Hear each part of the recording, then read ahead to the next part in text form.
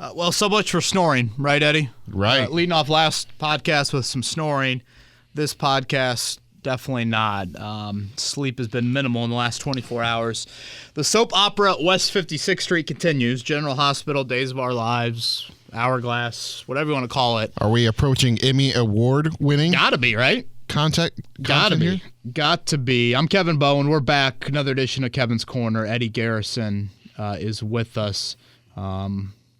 What did we have it at? 27 minutes after we ended? I don't even think it made it to that. Not even 27? I think it was like 15 minutes. Like I was trying to upload the podcast. It got stuck on 29% upload twice from this very studio. I'm like, all right, what's about to happen here? So I leave the studio. I go upstairs to my workstation. And right as soon as I press the up button on the elevator, there it comes through. And I give Kevin a call. And I didn't even have to say a word. And Kev, you go. I believe I had an early expletive. Did I not? I know. Yeah, I had an early expletive. So if you want to go back and recap the Patriots game, check out yesterday's podcast. All right, Eddie, let's begin. I kind of want to go in chronological order, if you don't mind, from yesterday. Let's start with the Frank Reich firing, which seems to be like not even being talked about anymore. And we'll obviously get a lot into this as the offseason unfolds, but Frank Reich fired after being extended 15 months ago through the 2026 season. I think ultimately what had Reich exit is you had some issues with him both offensively and as a head coach. And those were the two titles, of course, that he held. I think you had worry about the accountability, the blind loyalty, the belief in Carson Wentz, not able to take advantage of the division. I've talked a lot about the CEO kind of managing the operation. Do you just miss things? Do you miss player body language? How your assistants coaching a game? I felt like that was missing. And I know there's a lot of gray area with that. It's hard to kind of define in black and white as maybe some of the other stats are. But I do think that was something that was missing. And I just wonder in general, I just think players just kind of stopped reacting to his style and his message. Maybe I'm reading too much into this, Eddie, but social media yesterday, I saw two guys offer support for Frank Reich. I saw maybe three. I think Isaiah Rodgers might have had a picture. Rodney McLeod, Yannick Ngakoue, and Rodgers, I guess, on Instagram. And the odd part about that is two of those three have only been not here for, 6 months? Right. Now, Rodney McLeod has history with Frank in Philly. Oh, that's true. But, yeah, Yannick Ngakoue is probably like, hey, thanks for hiring Gus Bradley. The awful starts to seasons, the awful starts to games this year. Again, that's not been a common theme for Frank, but I would say that the awful starts to seasons, unable to seize the division. He has had some say in the quarterback decisions, certainly Carson Wentz being atop that list. I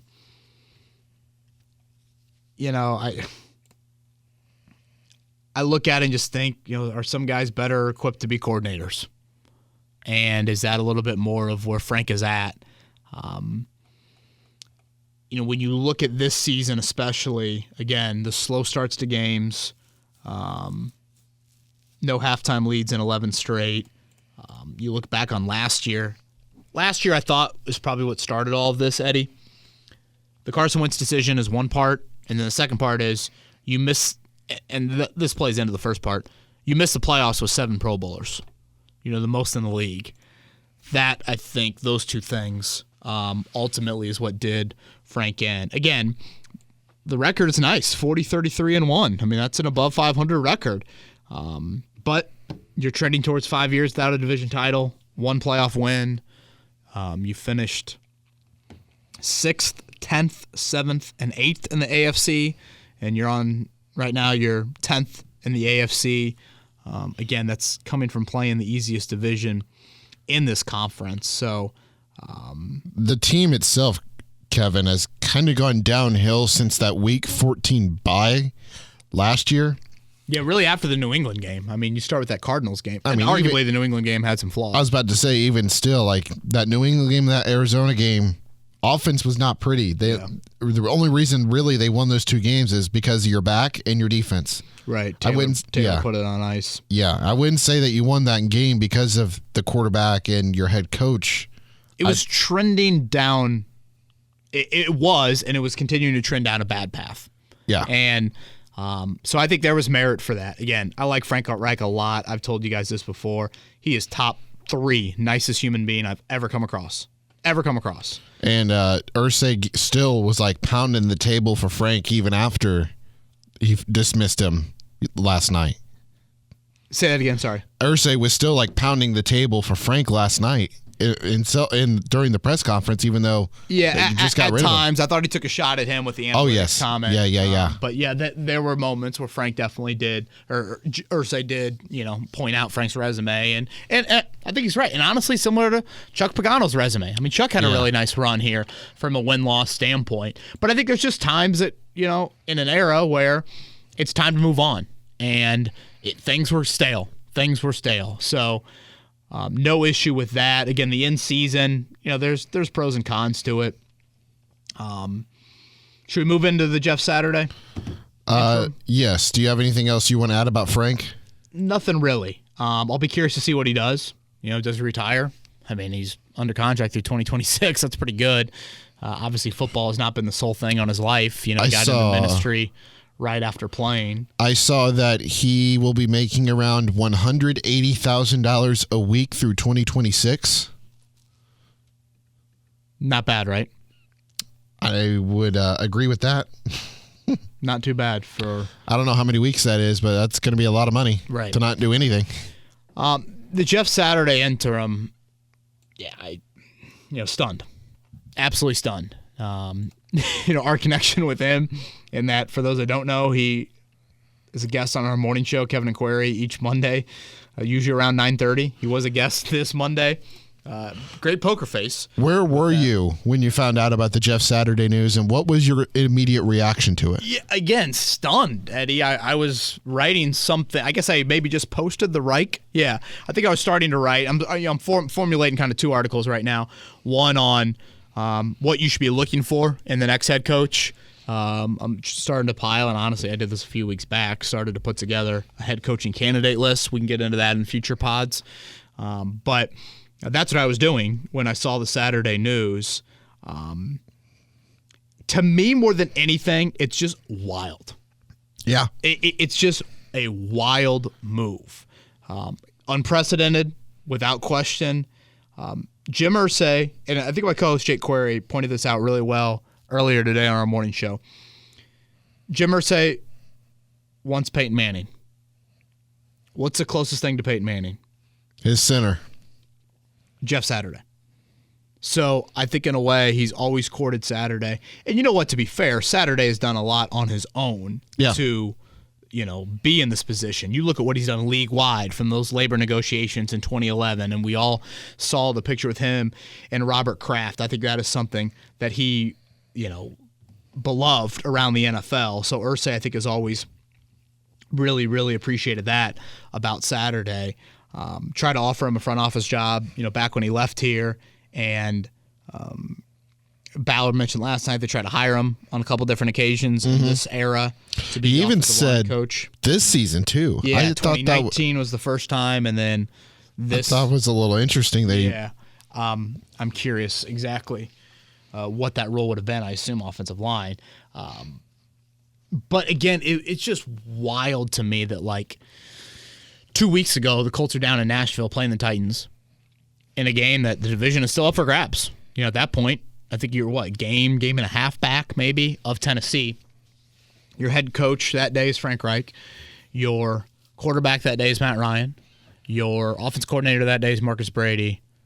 And now look at where you're at with all 3 of those positions. Mm-hmm. Three top 10 important, arguably probably top 8, top 6 important roles for any franchise. Other Saturday thoughts, him as a leader, you are blown away by the first impression. I mean, you are easily blown away. You watched that press conference last night, and you're thinking more Jeff Saturday, less the other 2. I mean, seriously, that's exactly what you're thinking, or at least that's what I was thinking watching it. And I've always been impressed by Saturday. I don't pretend to know him in depthly. I certainly have had some behind the scenes interactions with him, but always been impressed by him. I think a question is just in general, Eddie, of what can you learn in 8 games? Right. that is a short time. You don't have a bye week for another month, so it's not like you can press pause. And we're recording this Tuesday late morning. We don't even know who the play caller is on Sunday.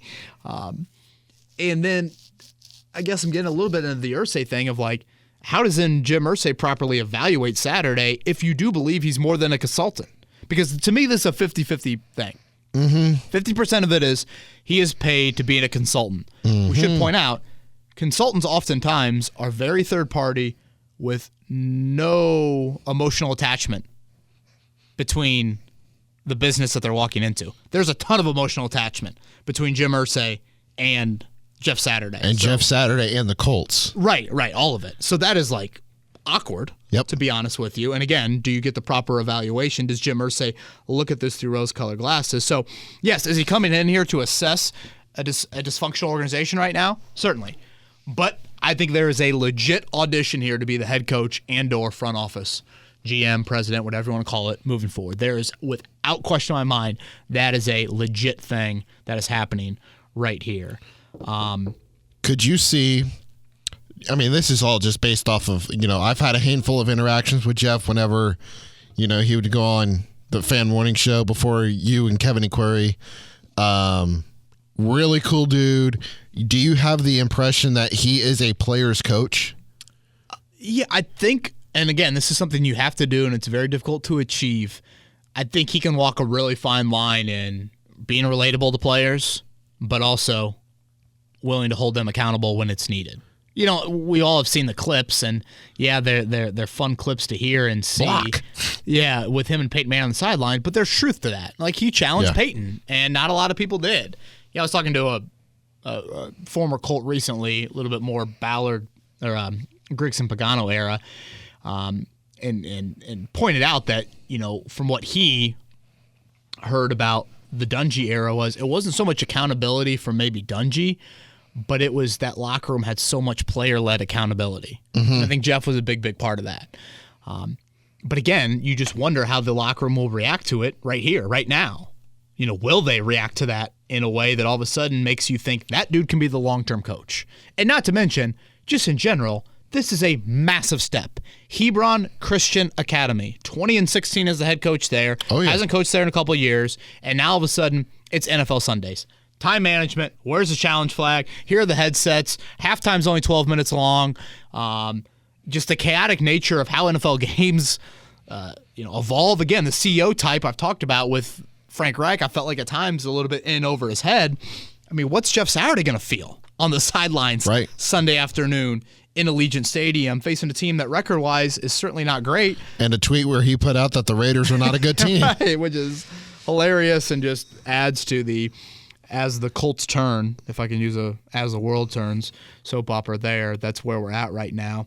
I was talking with someone yesterday in the organization and saying, when you're hiring a head coach, 8% is coaching, 92% is leadership. And you heard leadership a lot last night. A ton. I would smash that a little bit together. I'm probably a little bit more like 75-25, 70-30. But I certainly hear you out. For the NFL, CEO, leader means more than anything. And again, Jeff Saturday has a lot of qualities that you really, really like. A lot of that. But it's just kind of like, how do players react? How does Saturday react to this? Does he want to do this? He sounded like he does last night, but what happens after 2 months? Does he say, man, that family time, this is much different from him. He lives in Georgia, flies up to Bristol a couple days a week, and flies back to Georgia. Pretty good life right now in terms of, still being around your family a lot. Does that change? Are his kids getting a little bit older to where maybe he doesn't need to have that, fix that he had after his playing days? And obviously he's been around the organization, paid as a consultant and the ESPN analyst. It's still totally different. Getting in there Monday through Saturday, grinding, formulate a game plan, all of that is a lot different. A couple other thoughts I have before we can get into the presser thoughts, Eddie. Members of that coaching staff have to be pissed. I was about to say, how much of a slap of a face is it to a guy? I don't want to say like a Gus Bradley because he has that experience already, but Bubba Ventrone, for example. Yeah, and if you're going back to the previous era, what about Reggie Wayne? Fair. I mean, when I saw the Saturday news, that's a name, Cato June. If you want to go that route, Cato's been coaching for a lot longer than, of course, Reggie has, and certainly Jeff has as well. And you know what? If for some reason you don't feel like Jeff Saturday is going to work out at the end of this, or Jeff Saturday wants to do something else, Eddie, how does the NFL view this? What do players, future coaches, future GM candidates, agents, how do they react to this? Other teams as well. It's kind of a stain. And I mentioned this a lot on our morning show today. I think Jim Irsay is in a power trip part of his life right now. I think the Daniel Snyder public comments kind of kickstarted a lot of it. And rightfully so. I thought he deserved the credit that he got for it. I made that very clear, I think, on this podcast. But in meddling with Sam Ehlinger and doing this and really going back to the previous era. Like, I made this analogy earlier today, Eddie. What Jim Irsay is saying about the 2000 to 2009 Colts and how great that era was, and acting like it has extreme relevance to the here and now, would be like the Blockbuster CEO coming out today and being like, hey, nobody can handle, a renting movie business like we can, and act like it's still relevant in 2022. Yeah. That's what Irsay's saying with his upper quartile comments that made no sense to me in terms of relevancy in the here and now. And that's maybe the bigger issue I have with Irsay last night. It's that it has less to do with the act of firing Frank Reich. There was merit for that. It's more to do with, can we live in the present? Can we live in reality and not live in, again, the hopeless romantic of memorizing an era that was now 12 years ago? You know how long that is in NFL life? This is where you're at right now as a franchise. It's no longer, again, the winningest era in NFL history. You haven't won a division title in 8 years. You have won one playoff game in 8 years. In the worst division in the AFC, the Texans, Jaguars, and Titans have all accomplished more than that. Go back in the last 8 years. Your finishes in the AFC over the last 8 years. 16 teams in the conference. 9th, 13th, 6th, 10th, 7th, 9th, 10th. Add that up, that's 8 years, never finishing higher than 6th in the conference, and twice you're in the top half of the AFC. So the accurate way to say it is, in the most recent era, the most relevant era, the era that would still have some sort of resemblance to what our roster looks like right now, we are the top of the bottom quartile. Seriously. Yeah. And that's where just his words last night, and don't try and spin this as just because that era happened that all of a sudden your resume is flawless and that this automatically is going to be some grand slam hire and everything is fine and well with your organization. We're here because that era told you to hire Frank Reich. We were there last night because they signed off on Frank Reich. So maybe listening to that era is not the end-all be-all and going to save everything. I know it's not necessarily apples to apples, Eddie, but it has a feeling of all these teams that continue to reach into the Belichick tree or the Saban tree, thinking that hey, we're going to get New England success. We're going to get Alabama's. Now it's the McVay tree and success, the Shanahan tree. And all across sports, you obviously see this. In a way, Irsay's kind of doing that by going back to that era of hey, we're going to get those vibes. We're going to feel that. Well, Bill Polian as GM is not walking in the door tomorrow, and Peyton Manning's quarterback is not walking in the door. And I would argue those two, more than anybody else in the organization, I don't even know if it's much of an argument, they were the reasons why you had such a run. I know I'm kind of getting off into a little bit more of the presser. Just a couple of Saturday notes. Feel free to chime in, Eddie. Can I ask you one quick question before you get to your notes? Yes. I heard you guys discussing this on Kevin and Query this morning, and it's a legit question that popped into my mind as well. You already said it. That was 12 years ago of the Jeff Saturday, Peyton Manning, Tony Dungy, Bill Polian era. How many of these players know who Jeff Saturday is, first of all? And second of all, how does Jeff Saturday react to the locker room if they really don't know who he is or what he has done? Yeah. And again, I think that is another relevant point of I mean, Jeff Saturday last played in the league a decade ago. I mean, yeah, he's on ESPN, but yeah, guys are going to react a little differently to him. This is not, I don't know. I feel like you see this more in the NBA where the guy hangs it up and then 2 years later he's a head coach. Yep. It's not that. There is a big time gap. And again, I like a lot of what Saturday stands for. A lot of it. Me too. I just think you're throwing him into like this awkward no-win situation, consultant, GM, head coach, the emotional attachment to him. It's weird, man. Weird. What do they do at play caller? Again, we'll see. I forgot Scott Milanovic, interim play caller for the Jags in 2018. The first game that he was the coordinator for, the Jags beat the Colts 6-0. So he had 5 games, Eddie, of calling the plays. That was back in the Luck day, right? That was Reich's first year, yeah. Cody Kessler versus Andrew Luck in that game. The points scored for the Jags in those 5 games, 6, 9, 13, 17, 3. Embrace the tank. Embrace the tank, baby. That is exactly what it is. Yuck for young. Anything more Saturday related before we get into just kind of overall presser thoughts and then Twitter questions? I don't have anything else. Okay. So when we get into this presser now, kind of want to go like person by person. Yeah, perfect. Make it a little easier. Have to start with the big man in the big chair, not Drake. Right. But the guy who doesn't know how to make sausage. Was Drake peeing outside? Do you think that's why we got started late? I don't know. Going on a walk around the golf, around a couple of those golf holes outside. I was wondering why we got started a little late. I mean, the Colts offense doesn't show up until 30 minutes anyway, so. Touche. Very well put there. If you want to know why your organization is in this current shamble situation, just watch the presser. I mean, just watch it. You're going to see it all. Again, I'll come back to the unwillingness to live in reality. That's what I come back to with Irsay. I've never seen him that defiant, Eddie.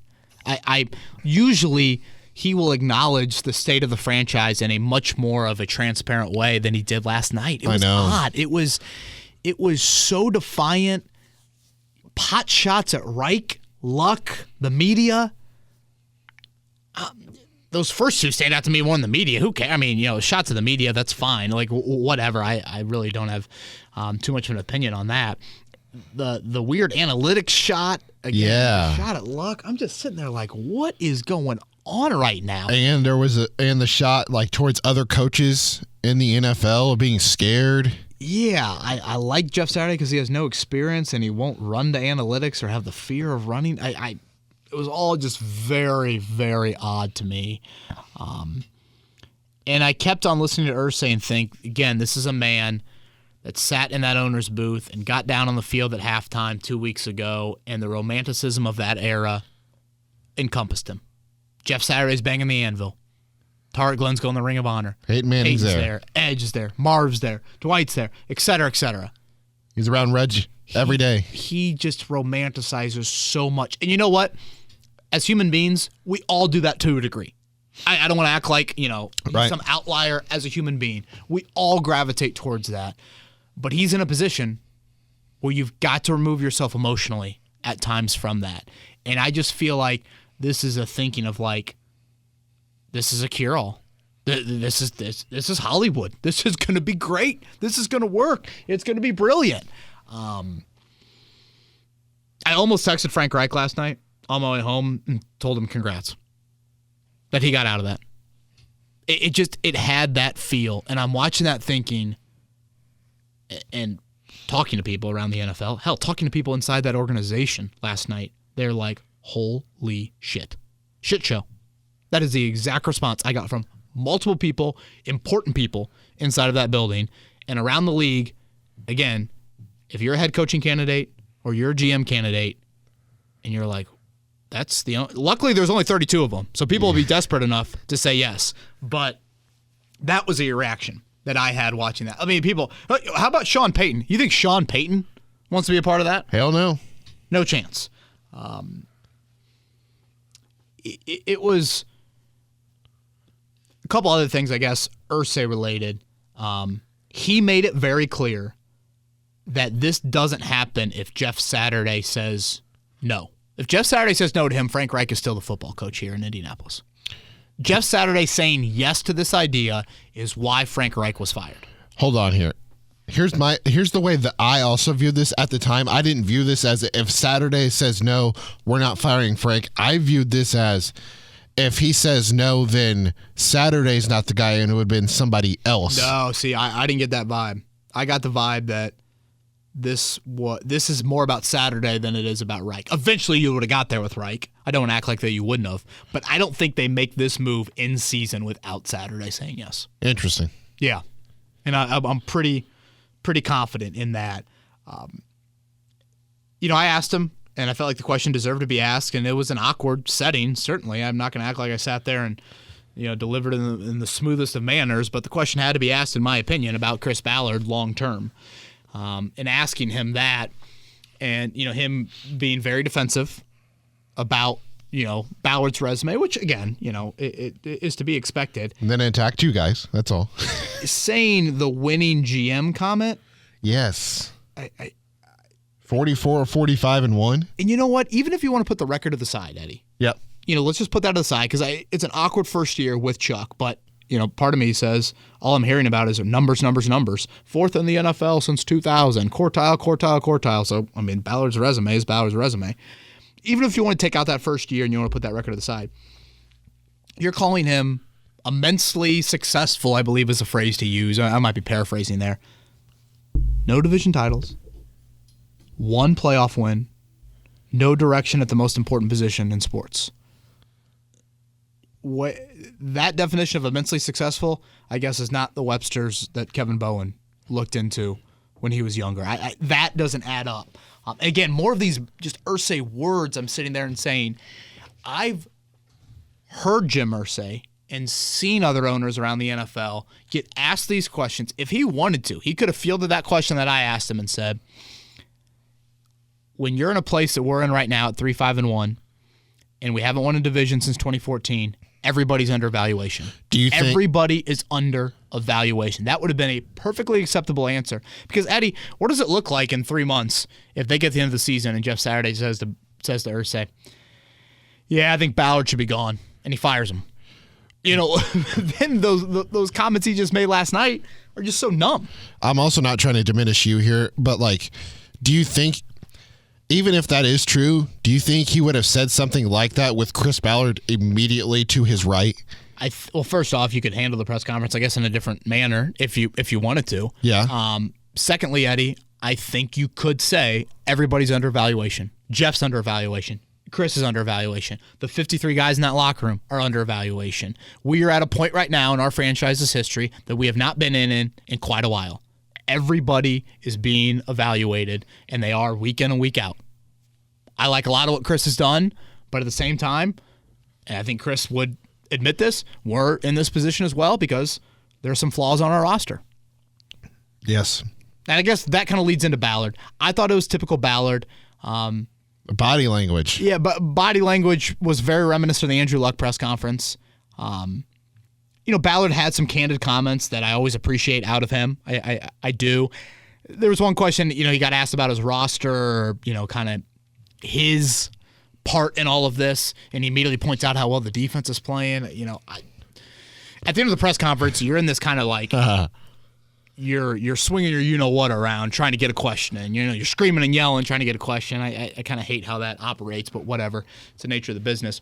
I wanted to ask one more to Ballard about, do you feel like we're here because of the failure of your offensive line? Because in my opinion, we're largely here. If that offensive line performs at an adequate level this season, Marcus Brady, Nyheim Hines, Matt Ryan, and Frank Reich are still in the positions they were in at the start of October. Oh, 1,000%. And I just feel like that's a relevant question for Ballard. But you guys have been kicking his shit for wide receivers. Yeah, I didn't really follow that one. I didn't. I guess multitasking can't have. I didn't. That one did not add up to me. I was trying to think about that last night. Last night was Max screaming his head off at 1:30. Last night you could really see Jim and Chris feeling the heat from you guys, the media, and the fan base. I think last night was like the first time we had anybody has ever seen Chris and Jim in that sort of tone, in that sort of body language, that sort of demeanor during their regime and partnership together. I want to throw this in there. I forgot that we had a listener from Germany named Tom Bush that needed a shout-out, deserves a shout-out, loyal listener, heard a reference from us yesterday on the pod. And so I want to make sure we sneak that in. First Germany game coming up this weekend. Yeah. So apologize, Eddie, for going off a little bit there, but I just have that come across. Give that to me one more time.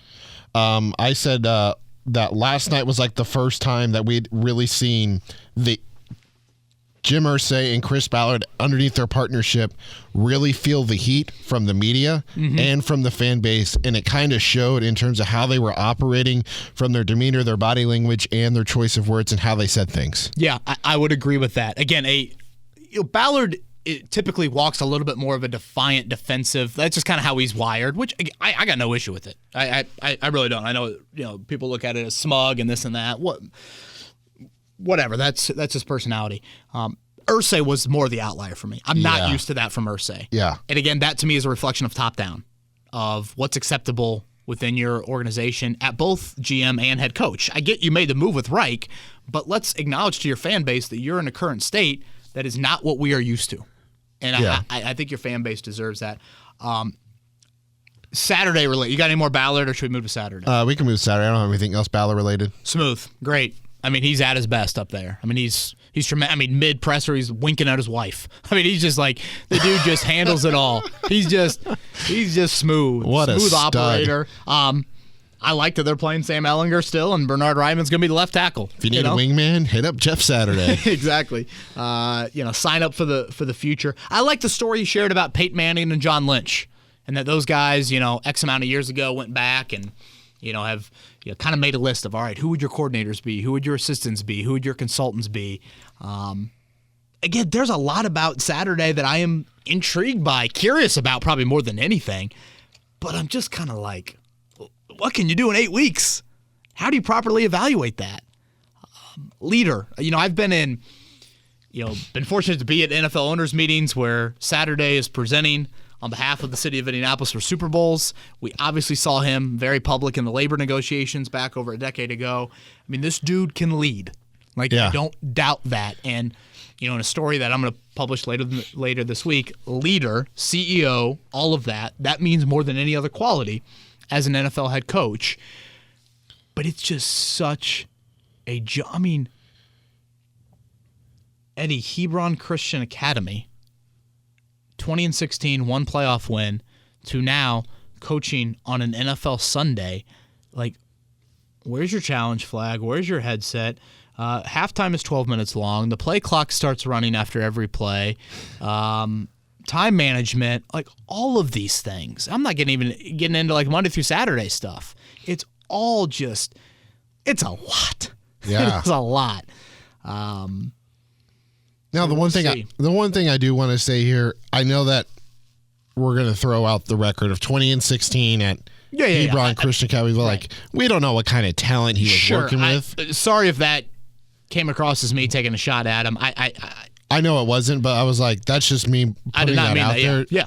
For just anybody in general. Right. Basically, what I'm getting at is, and I think Pro Football Talk had the stat yesterday, it's the first hire since 1961 without college or NFL experience. Someone tried to make a reference to Mike Vrabel on the show earlier today. I mean, Vrabel coached Ohio State. And he was at and Houston. For, I want to say it was like almost a decade, 7 or 8 years in those two stops. By the way, there are a couple of names I do want to sneak in at the end of the pod, some just a couple coaching candidate teasers that I'll wait till after Twitter questions I want to sneak in, but bringing up Vrabel and Ohio State got me thinking about that. Are you ready for Twitter questions, or do you have anything else you want to add here with Saturday? I think I'm ready for Twitter questions. Anything else, Eddie? I don't have anything. Okay. Yeah. Let's begin the Twitter questions. All right. Andrew has the first. I think we have about a dozen here. I had no idea the tailspin was going to be so fast and so severe. Can you point the press conference in the light of that question too? Have loved your podcast for years, by the way. Thank you, Andrew. That means a lot. Boy, I'd love to sit down with a therapist and watch that presser. And I mean that in all seriousness. I just, like imagine a coaching candidate around the league watching that.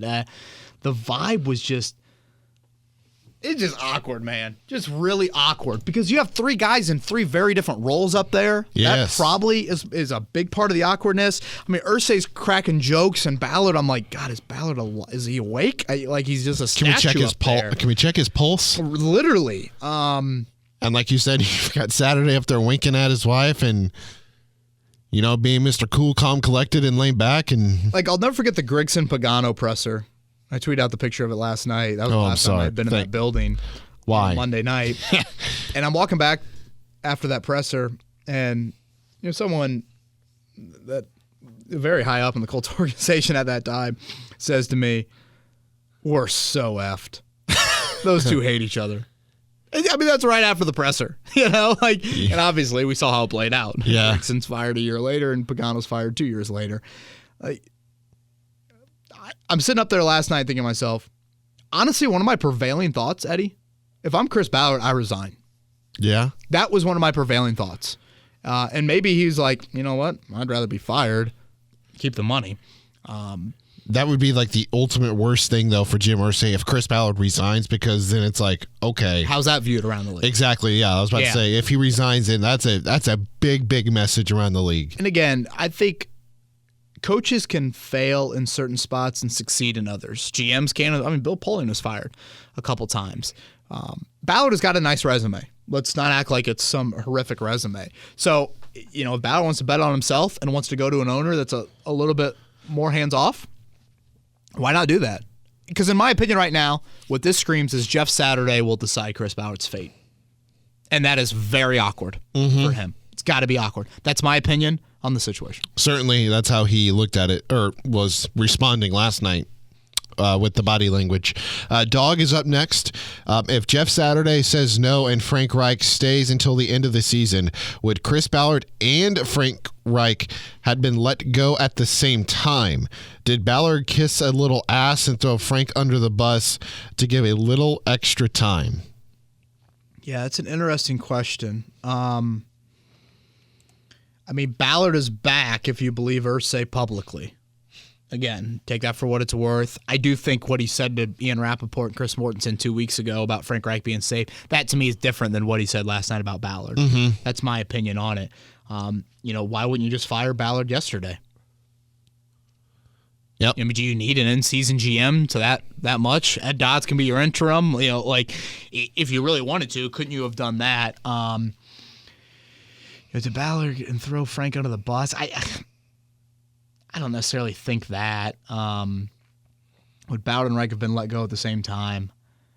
Yeah, I still don't feel totally confident. I think if you guys have listened to my vibe throughout the last couple of weeks, I've always felt like Reich would go eventually, and Ballard, I thought, had the potential to stay.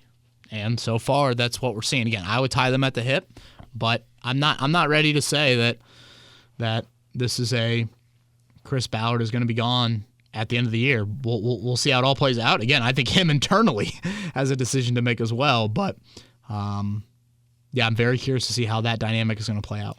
I think Dog could be referring from like Carson Wentz. I think that's kind of where the blame started. Yeah. Okay. Yeah. I'm sorry if I and then like from there, it's like everything that's resulted after Wentz is because of Frank's decision to bring him in. And again, I think there were some times that they disagreed on quarterback prior to that.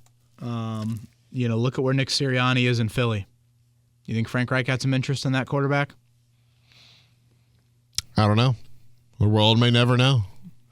JT, hey Kev, question for the inevitable emergency pod. Oh yeah. Jeez, tell me about it.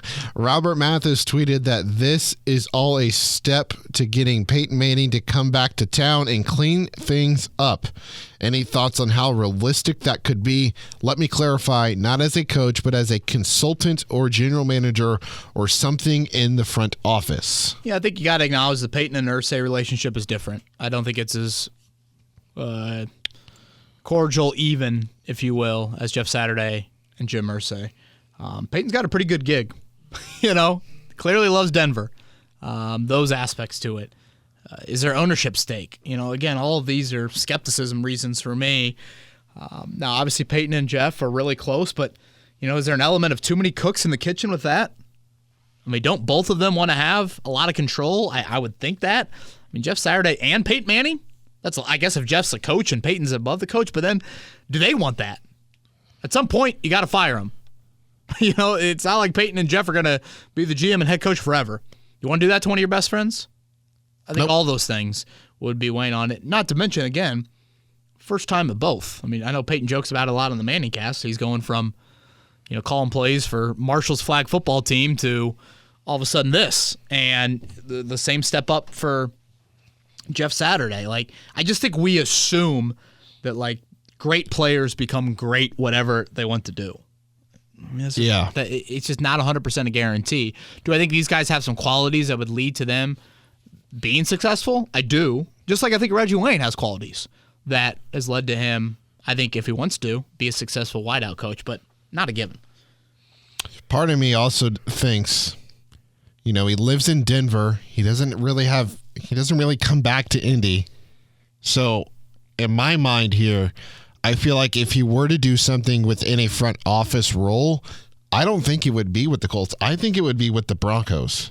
Right. That would be my first inclination or intuition. We'll see the relationship he develops with Rob Walton and then that ownership group. Of course, that will play into some of that as well. Flipping again, that's 3 consecutive pods. Look at that. Hot. Is it obvious that Jim Irsay is calling all of the shots at this point?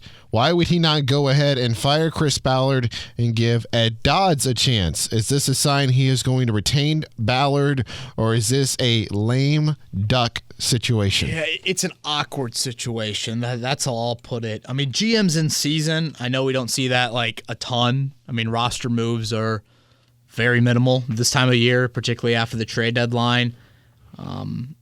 Part of me did find that a little bit odd, but I think we have to remember, Jim Irsay hired Chris Ballard and called him the greatest hire of the 21st century for a general manager. So I don't think he's going to be just cutting ties with him at the first sign of doubt. I think he's going to give him a longer leash.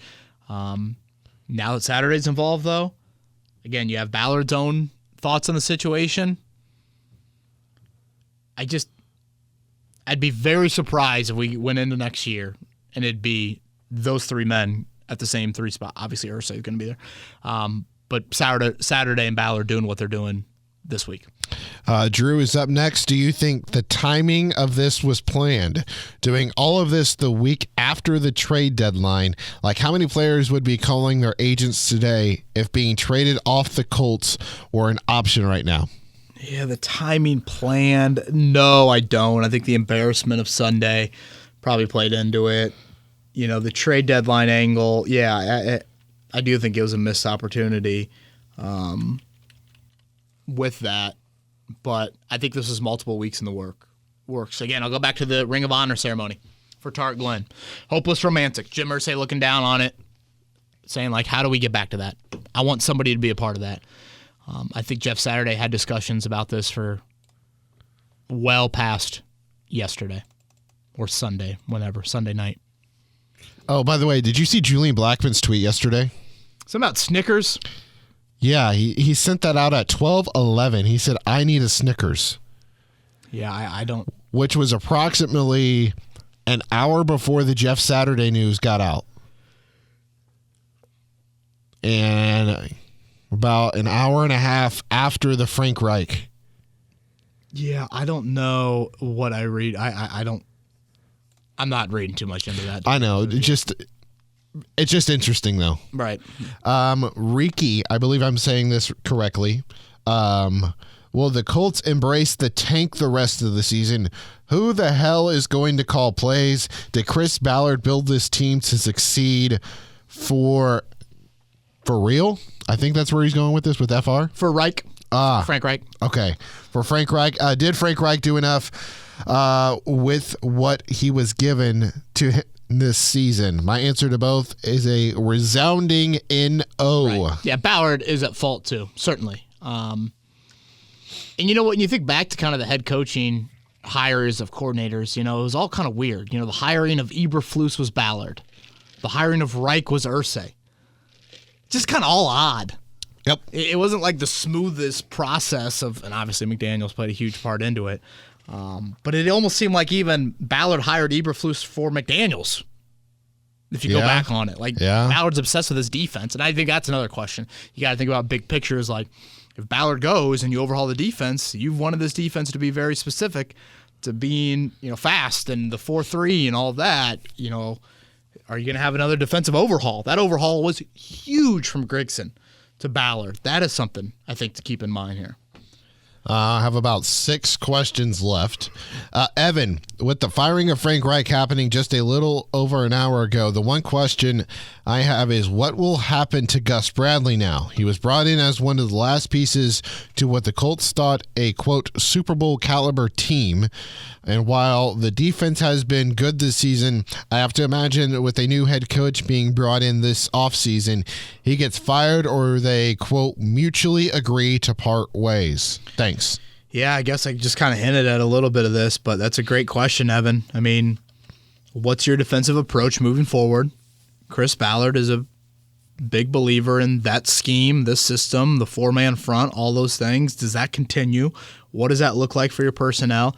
And just in general, Eddie, this probably goes back to the locker room question. I mean, the locker room has got to be just whispering to each other like, guys, this isn't good. Look around the league. Anytime a new regime takes over a roster, tons and tons of cast-offs happen. Tons of selling, tons of trading, tons of cutting ties. I have no ties to you whatsoever as a player. I didn't draft you. I didn't sign you. I didn't re-sign you. You're not going to fit our system. You make this much money. It'd be a scary time for those guys in that locker room. A very unknown time for them. And I'm probably getting ahead of myself. Like, I don't obviously expect anything imminent on that front, but everyone now gets reevaluated. I mean, for example, Jeff Saturday's comments last night. Now, were they Jim Irsay driven? Who knows? But he's already saying Sam Ehlinger and Bernard Ryman. Yep. So Matt Ryan and Nick Foles and Dennis Kelly and, I mean, those guys, okay, they right now are not at the top of the depth chart, even though in the short term, you could argue they are the better options at those spots. So it's just a small snippet of what is coming. Like, I think I said on yesterday's pod, that roster will probably turn over around 50% if the Colts make all these changes. Brian is up next. Does anyone have play calling experience for the Colts? We've already highlighted Scott Miladovich, so the answer there is yes. Mm-hmm. I think Scotty Montgomery did in college as well. Maybe. Will the Colts? Yeah, he did. Will the Colts move to a CEO type of setup, as in head coach oversees the totality and the offensive coordinator calls the plays? Yeah, I've always been a fan of that. I think when you think about the longest current tenured coaches that have had the most success, AFC is certainly Belichick and Harbaugh and Tomlin. I know the Steelers aren't having a great year, but obviously that resume is damn impressive. And I'm curious. I think Andy Reid has final influence, but Eric Bieniemy, of course, has a huge role for him as an OC as well. I never felt that way about Marcus Brady or even Nick Sirianni, right? Here in Indy. So I think that is something to keep in mind. And I do want to go back to something I said earlier, Eddie, just about getting away from that era. Like, IU basketball, they got away from the Bobby Knight era right away. Well, after the Mike Davis, tenure, I guess I should say. And they didn't sniff it for, over a decade. Kelvin Sampson. A lot of people would argue that they should have, gotten back to it. Now they have with Mike Woodson, and we'll see how that goes. So you could look at that and say Jeff Saturday's the Mike Woodson. If you want to go that route, it's just Mike Woodson had coached in the NBA at a head level. I don't know. It's a big jump for Saturday. It's just different. Yep. Different, very, very different lifestyle. All of that. Cameron, does the Jeff Saturday move mean Chris Ballard is gone? Hard to believe this isn't Jim Irsay's decision, and if it was, looks like Chris Ballard is a lame duck general manager. You know, a vibe that I had during that presser yesterday, Eddie, and someone mentioned this to me afterwards, was, why did I feel like I just watched 30 minutes of Jim Irsay telling me to kiss the ring? Yeah. Seriously. Yeah. Yeah. I mean, I laughed initially, but then I did exactly what you're doing right now, where you're like, you know what? That's kind of right. You're not in the upper quartile of upper quartiles of upper quartiles. You're in the upper quartile of the bottom quartile right now in the NFL. Like, that's where you're at. And we've talked a lot about Ballard, again, resigning, those things. In my opinion, and strictly my opinion, I think Jim Irsay is in a bit of a power trip part of his life. Yeah. I think that's what this is, the Daniel Snyder, a lot of where this is coming from. And just caught up in the emotion. You know, he always talks about, remember a few weeks ago we mentioned, like, Irsay had those comments to Peter King about you have to be rational and you can't be emotional when you make those decisions for your franchise. So much of this screams emotion for me. So much of it screams emotion. And again, I'll go back to what I said a little bit earlier. I mean, Jeff Saturday, if he says no, I think Frank Reich's still the head coach here. I want to go back to that Washington game. We got a question about, it was Carly Irsay, right? That was on the sideline? Yep, the oldest daughter. Yep. Did not see her last night. I just saw Kaylin Jackson, the youngest daughter, there last night. I just find it odd that she'd be down there with the headset and everything. So I think it's purely learning, to be honest. You think so? With you. Yeah. I know a lot of people have read a lot into that. I think it's purely just trying to soak it up. Be a sponge. I really do. Because the way that now I'm looking at it, just like based off the last 2 weeks. She's been down there every week. She has? Yeah. With the headset and everything like that? And they just happened to catch it that week? And then in practice, during training camp, she was out there. She's out there a lot. Yeah. Okay. I was just grasping for straws there. No. All good. Romulus, I am starting to think that some of the blame that Chris Ballard gets is because Frank Reich has a deep conviction that he can win with any players. So when Chris comes to him asking what his offense needs, Frank feels he can get it done with whatever groceries Chris buys. So he gives Gus everything he asks for, and Frank gets what is left. Thoughts? I think this is a really good point to make. Frank Reich should have pressed Chris Ballard more on personnel.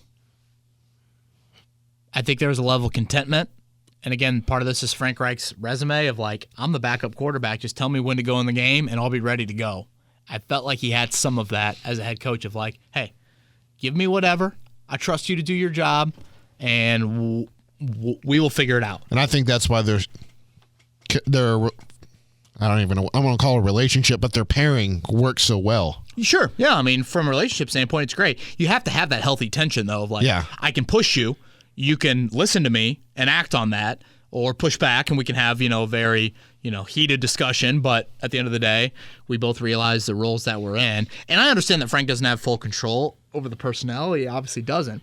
But I just felt like that achieving that balance is difficult, but it's necessary in that role of, like, you can't just sit here and be like, I think back to the May question I asked Frank Reich in May about the wideouts. How big are these next couple weeks going to be for signing a veteran wideout? And Frank's like, I already know what my answer is going to be. I'm going to believe in him. Yep. That's the blind loyalty. That's the stuff that you can't have when you're in those positions. Conviction, belief, slap on the back, it's all great. That's nice. But behind a closed door, critical to the nth degree. I think there was one time where I can remember, and feel free to correct me here, where Frank kind of stepped in and it's like, I want this, and he got it, and that was Jonathan Taylor and Michael Pittman Jr. in that 2020 draft. Yeah, I don't know this without a doubt, so I even hesitate mentioning it, but I kind of dropped it a little bit earlier in the podcast, and I'm sure some people picked up on it, so I'll say it again. Where was the Jalen Hurts interest at that point of the draft? And did Frank Reich have more than Chris Ballard interest in that area? Yeah. Again, I bring it up for a reason. Yeah. Conroy and Jay are the final two questions. Conroy, sorry, I've cooled off a bit, but a serious question. Does Chris Ballard lay in bed at night and think, how does Frank Reich not win with what I put out here? And does Frank lay in bed at night and think, how does Chris expect me to win with what he's giving me? I guess this kind of falls to the last question, Eddie. Again, I think Frank's a little bit more accepting of it. I do. I'm sure both of them have those feelings, as anybody would in those positions, but yeah. What the hell is going on? That's from Jay. Jay, it's a soap opera. It's dysfunction at the top. Again, you just think back to that Titans game just a few weeks ago. I mean, you imagine like proper evaluation for Sam Ehlinger right now? Poor guy. I mean, doesn't even know who his play caller is. 5 days out from the game. Frank Reich's gone. Marcus Brady's gone.